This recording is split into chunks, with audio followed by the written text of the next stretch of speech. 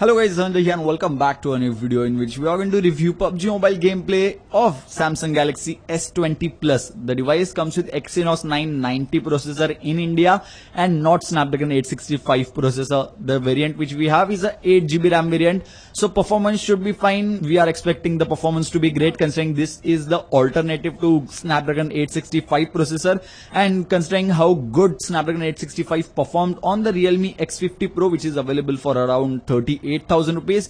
We are expecting similar performance with Exynos 990. This is the variant which Samsung launched in India. Currently we are playing on full gyro with claw settings, and spoiler, there are no touch issues that we faced with the Galaxy S20 Plus, and gyroscope performance is fantastic as well. The responsiveness is there, so no worries about gyroscope and touch response. Now let's look at the gameplay. By the way, you will be able to look at the FPS all the time on the screen, and as you can see, this is where you can see FPS.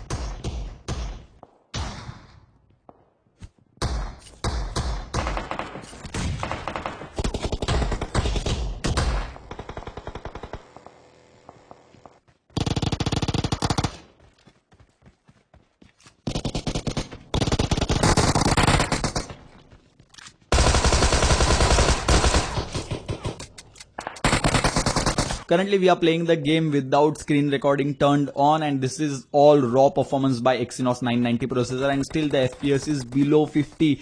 I mean, we are playing on smooth and extreme settings, which is supposed to give us constant 60 FPS, and this device will cost you about 75,000 rupees, 74,000 rupees to be precise. So yeah. Enemies ahead.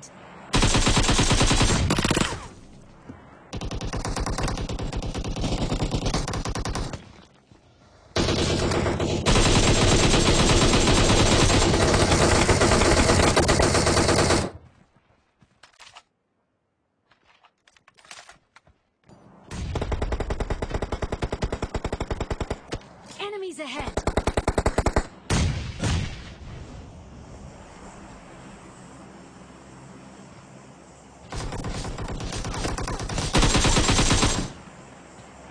Enemies ahead. Now it's time to land in Georgia, and we are recording the screen at 1080p resolution. Considering this device costs 75,000 rupees, and this is an alternative to Snapdragon 865 device, which performs fantastic even with 1080p screen recording turned on. Like, it doesn't drop a single frame at 60 FPS.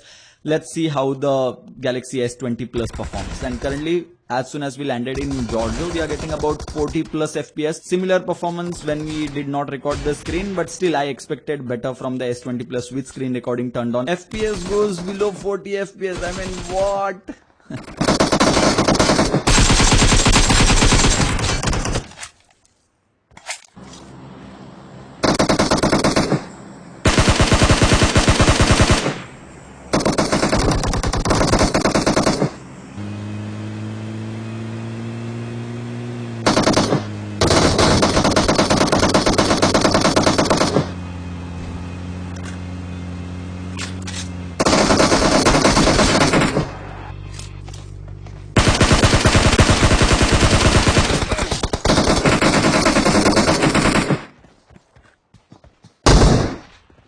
Enemies ahead.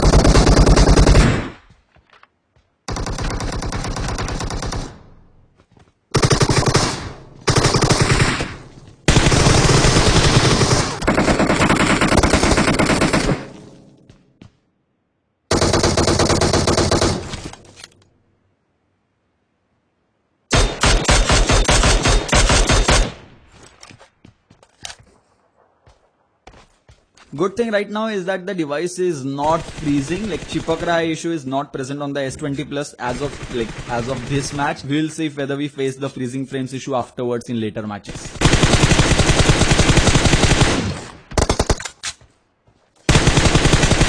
A bad aim got me killed, but anyway, let's start the next match where we are landing in Miltapur, one of my favorite locations, and let's see how the match goes. This is not a hot drop by any means. It is supposed to give like at least 50 plus FPS, and the device is giving me 50 plus FPS at times, and this is without screen recording turned on, and let's see how the device performs now. Enemies ahead. Enemies ahead.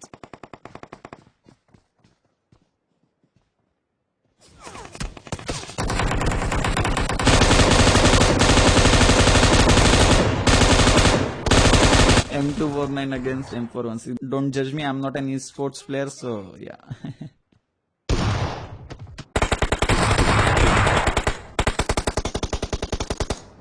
Enemies ahead.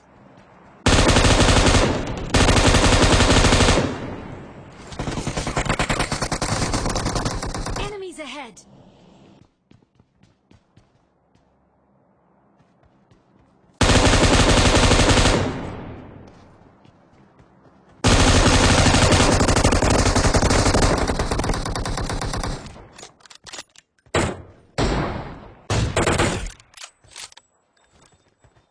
Enemies ahead. What a knock, what a knock, amazing. Now look at the 200 IQ Molotov and how it saves us.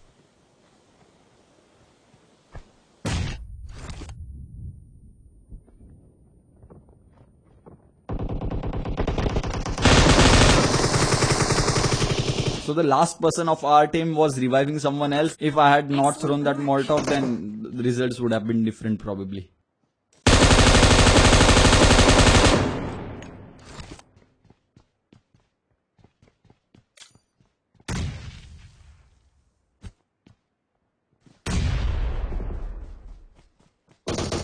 Now the FPS is gone down to 40 and it's at about 40 FPS because there are smokes around and a lot of squads.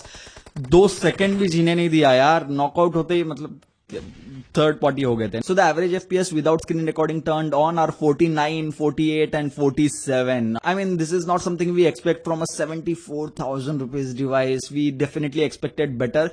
If Samsung would have launched Snapdragon 865 variant of the device, then I'm sure it would have performed much better than what it performed here. And the average FPS with 1080p screen recording turned on is at 42 and 43 FPS. I mean, considering the price tag and the flagship processor, even a Snapdragon 855 powered devices such as OnePlus 7, 7T or Realme X2 Pro or X50 Pro 5G with Snapdragon 865 perform way better with 1080p screen recording turned on, 1080p 60 FPS screen recording turned on. And this is how the Galaxy S20 performs.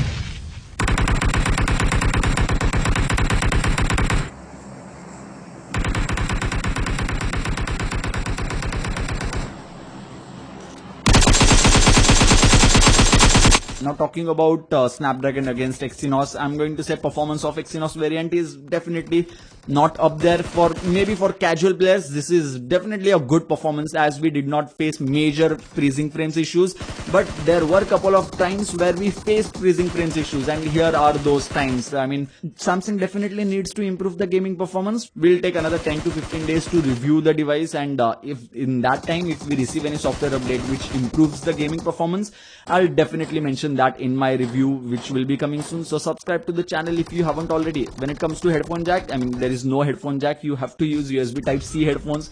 There is no headphone jack adapter in the box as well. Not just that, but let's talk about few good things. The device comes with 4500 mAh battery, and the battery did not drain much.